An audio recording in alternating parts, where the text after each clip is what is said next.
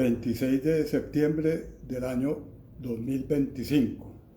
Yo voy a hablar de una historia de las bienales en Medellín y quien lo creyera, 57 años después de haber hecho la primera convocatoria. Lo importante es tratar de contextualizar a quien esto esté observando cómo era la situación para que se dieran las condiciones de una bienal. Finalizando el siglo XIX, se creó la Sociedad de Mejoras Públicas. Para los inicios del XX figuraba el maestro Francisco Antonio Cano, quien tuvo la primera, llamemos, academia particular de pintura. Marmolero, tenía muchas actividades de fuera de pintor y realmente es el antecedente. Bellas Artes empezó a funcionar con la Escuela de Música, pero lo que era pintura y escultura se convirtió en un problema porque la entidad no tenía con qué financiarla. En 1916, Agapito Betancourt, que era alcalde de Medellín, le entregó un auxilio de 30 pesos que había autorizado el Consejo Municipal para una fábrica de sombreros. Como la fábrica quebró, lograron acceder a ese auxilio para montar la Escuela de Pintura y de Escultura. Poco les duró, realmente. No eran tanto los estudiantes. Y don Rafael Sáenz Moreno alquiló en el edificio Saldarriaga, en la calle Boyacá, entonces se llamaba el Callejón del Perdón, en un tercer piso, una academia de arte. Y la sostuvo de su propio pecunio durante varios años, hasta que fue imposible seguirla sosteniendo. Se fueron a la calle estudiantes y alumnos, entre ellos José Horacio Betancourt, que estaba en el taller de escultura, protestaron, montaron los caballetes en la avenida La Playa, luego él montó su obra en la plazuela Nutibara y eran los referentes significativos a mediados de los años 50 del arte de Medellín. Esa plazuela Nutibara, muy pequeña, tenía una fuente, la llamaron la Copa del Borracho, un proyecto arquitectónico, escultórico, que había hecho Pedro Nel Gómez en competencia con otros artistas de la época y que nunca se realizó a su plenitud. Esas imágenes de Medellín antiguo demuestran precisamente el carácter pueblerino. En Bellas Artes estaban los grandes maestros, que nosotros llamábamos. Algunos de ellos habían estudiado en la Academia San Fernando en España. Otros eran autodidactas o habían recibido clases dentro del Instituto de Bellas Artes. Y ahí empezaron entonces a formar una generación que a mediados de los años 50, con la dirección de Antonio Osorio Izaza, se creó la Casa de la Cultura, un venero muy cerquita de la cultura, muy cercano al Parque de Bolívar, en la calle Caracas, donde se congregaban todas las actividades que tenían que ver con la parte creativa, estudiantina, música de cuerdas, había inclusive oratoria con Fausto Cabrera, cerámica, pintura, dibujo, escultura, danzas, estudiantina, historia del arte. Y ahí empezaron los artistas a hacer los primeros intentos para crear una buena escuela para la ciudad de Medellín. Esa Casa de la Cultura, años después, se convirtió en el Instituto de Artes Plásticas y Aplicadas Francisco Antonio Cano, cuando una ordenanza de la Asamblea Departamental la trasladó con sus muebles, enseres y personal docente a la Universidad de Antioquia, en el tercer piso, en la plazuela de San Ignacio, en la parte posterior del Paraninfo, donde funcionaba la Facultad de Derecho en el primero, la Biblioteca Central en el segundo y en el tercero el Instituto de Artes Plásticas y Aplicadas. En Medellín había muchos lugares para exponer, sencillamente colgar, ¿qué? Pintura y escultura de salón, porque no eran espacios habilitados específica ni técnicamente para ello. En la calle o carrera Sucre encontramos una cantidad de empresas dedicadas al comercio del mobiliario para oficina, Movirama, Herbico, Artecco, Sóximos, Hermes, todos ellos estaban en la carrera Sucre. Y allí expusieron los artistas de la época complementando los ambientes de una ciudad industrial, como se llamaba, que tenía una cantidad de ejecutivos y de prestantes personas que invertían sus capitales en la producción de distintas actividades, no solamente la textil, sino también la litografía, la tipografía, las artes gráficas, el mobiliario, todo lo que se podía comercializar. En ese lugar empezaron a exponer la mayoría de los artistas. Para el año de 1966, un agente aduanero que manejaba la representación de Coltejer en Cali, se le ocurrió hacer una exposición colectiva de artistas residentes en la ciudad de Cali, patrocinado por Coltejer para ser exhibido en Medellín. Esos artistas eran los hermanos Hernando y Lucy Tejada, estaba el artista Pedro Alcántara como grabador, la brasileña María Teresa Negreiros y el holandés Jan Basteman, que había llegado a Colombia después de pagar cautiverio en el centro de Dachau. Llegó a Colombia a mediados de los años 50 y ya lo teníamos aquí entonces en los 60 exponiendo en ese salón de artistas de Cali. En la opinión ajena del periódico El Colombiano y en el diario se sacaron algunos comentarios originados por una carta en que planteaba que por qué era posible que los artistas caleños estuvieran en Medellín cuando los de aquí en Medellín no teníamos dónde exponer. Entonces de ahí surgió la exposición Arte Nuevo para Medellín, que fue la que prácticamente preinauguró o inauguró el edificio Juratena, porque ya estaba en demolición el Teatro Junín.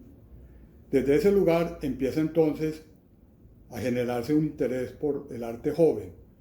Lo llamamos arte joven porque era el lenguaje de la época, no por la edad, porque estaban personas muy significativas de las artes plásticas en Medellín, entre ellos Justo Arosemena, el panameño, que había llegado a Colombia a mediados de los años 50, era cónsul ad honorem de Panamá en Medellín y tenía una agencia publicitaria. Justo Arosemena desempeñó un papel significativo en la enseñanza, en la educación y en la formación de público.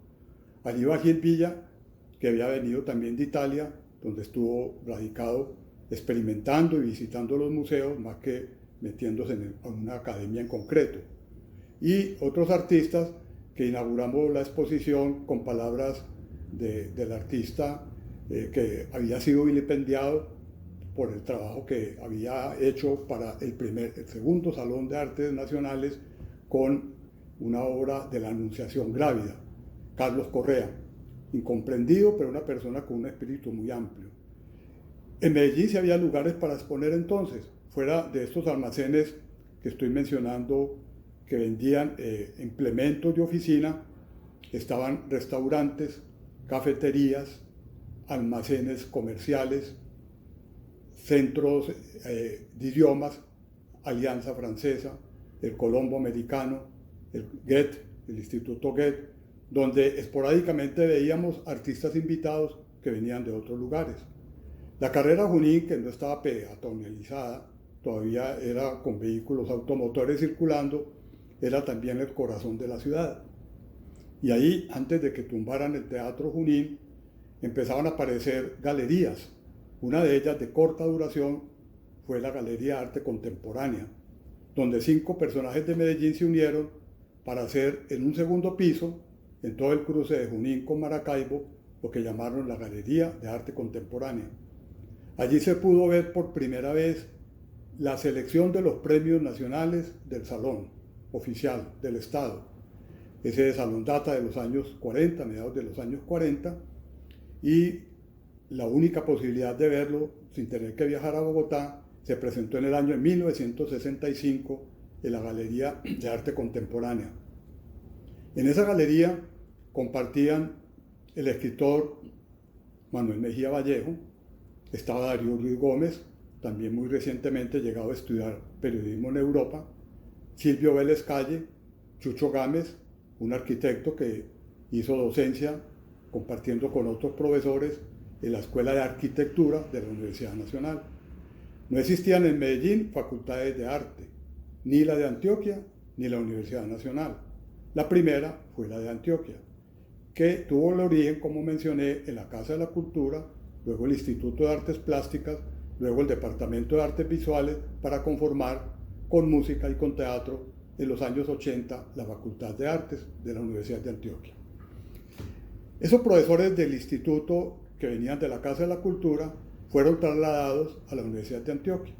Entonces nos damos cuenta que la formación en el arte estaba únicamente en el Instituto de Bellas Artes, que todavía funcionaba en el antiguo Palacio Municipal, el palacio que lo llaman ellos, en la Avenida La Playa.